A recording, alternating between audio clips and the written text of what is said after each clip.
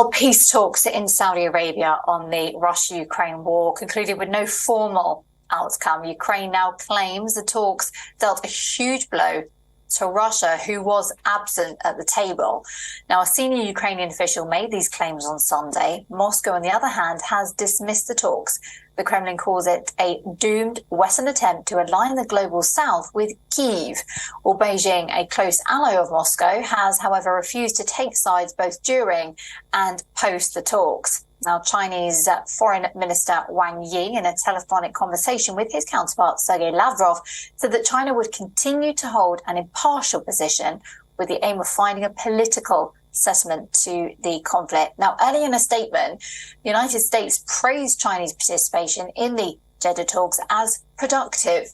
State Department spokesperson Matthew Miller said National Security Advisor Jake Sullivan and Deputy Secretary of State Victoria Nuland had met with Chinese Special Envoy and former Chinese Ambassador to Russia, Ling Hu, on the sidelines. Administration is doing and what conversations for China to play a role in ending the war in Ukraine, if it was willing to play a role that respected Ukraine's territorial integrity and Ukraine's sovereignty. And as I said at this, when I was asked about this a moment ago, we believe it's helpful for countries to attend and hear directly from Ukraine. And I would note that Russia apparently objects to that, because you saw Russia criticizing this meeting over the weekend. Meanwhile, on the front lines, the Russian Defense Ministry issued a battle report on the buildup of Moscow's main forces in Kupiansk, claiming to have destroyed multiple Ukrainian armored platforms.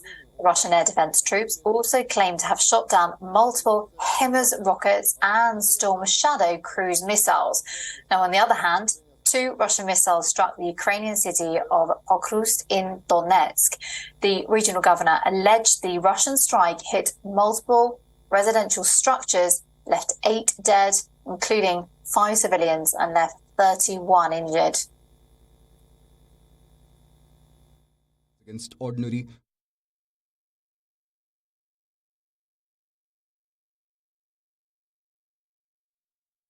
Зараз триває рятувальна операція в Покровську. Currently, the rescue operation is underway in Pokrovsk, Donetsk region, after the Russian missile strikes. Iskander missiles against ordinary residential buildings. All our services are working on the spot. Unfortunately, we have victims. There are wounded and there are dead. My condolences to the families and friends. Due to the second missile strike, unfortunately, we have lost a member of the State Emergency Service. Colonel Andriy Omelchenko, Deputy Head of the State Emergency Service in the Donetsk region. Eternal memory. Well, footage released by Ukrainian officials in Pokrovsk show emergency responders conducting search and rescue operations amid the rubble.